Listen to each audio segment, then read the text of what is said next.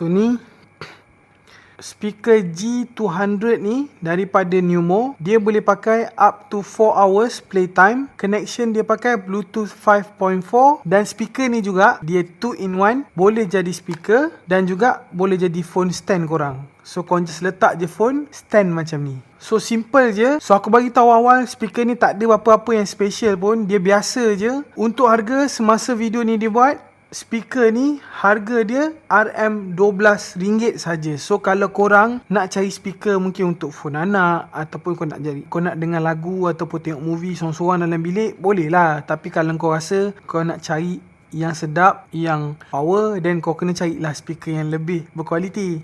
Okay, so kalau korang berminat, kau claim semua voucher free shipping, and then kau dapatkan G200 daripada Numo, and then kau komen kat video aku berapa harga kau dapat, and then okay tak speaker macam ni. So macam biasa, jangan lupa follow, like and share video ni, and kita jumpa di next video.